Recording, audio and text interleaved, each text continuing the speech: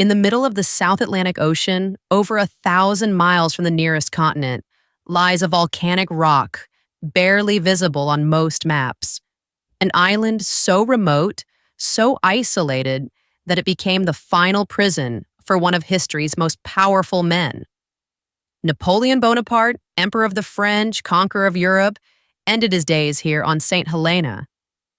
But behind the myth of exile lies a living, breathing island community. A place with its own stories, cultures, and rhythms, shaped forever by the ghost of its most famous prisoner. In 1815, after his final defeat at the Battle of Waterloo, Napoleon surrendered to the British.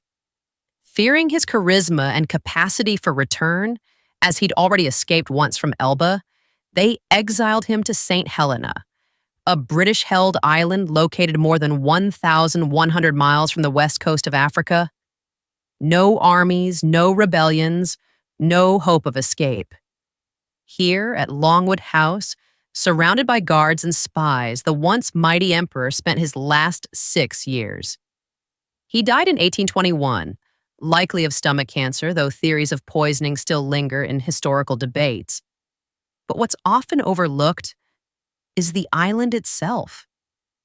While the world remembers St. Helena as Napoleon's final jail, the island is home to around 4,000 people, known as saints. Descendants of settlers, slaves, and soldiers, their ancestry is a blend of African, European, and Asian roots, reflecting centuries of imperial history and migration.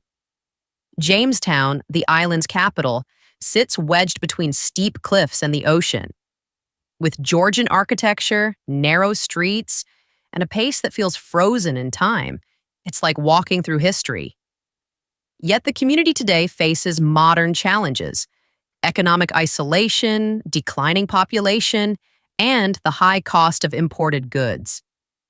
Since the 17th century, St. Helena has been a strategic outpost for the British Empire.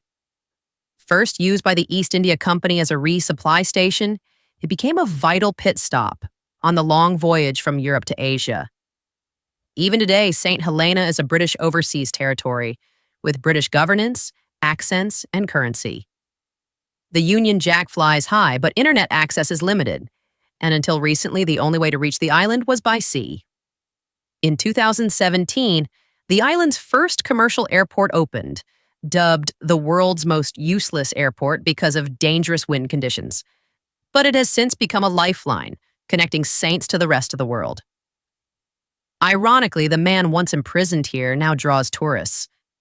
Napoleon's tomb, his residence, and the French consul still stationed on the island are key attractions. France even owns parts of the island as a tribute to their fallen leader. We call this the Napoleonic Triangle: the house, the tomb, and the pavilion. For us, it's history. For others, it's a bucket list. But tourism is unpredictable. The remote location, combined with a fragile economy, means locals rely on a mix of agriculture, government aid, and limited international trade. There's a unique strength in St. Helena's people, a resilience born of centuries of isolation. Community life is tight-knit. Everyone pitches in. And traditions like island cooking, storytelling, and music are passed down across generations. But there's also a quiet tension. Many young saints leave for education or work in the UK or South Africa, and few return. The population is aging.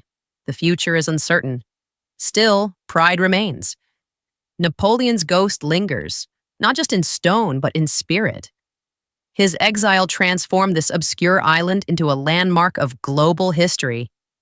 But today, the story of St. Helena belongs to its people. It's not just a prison island. It's home.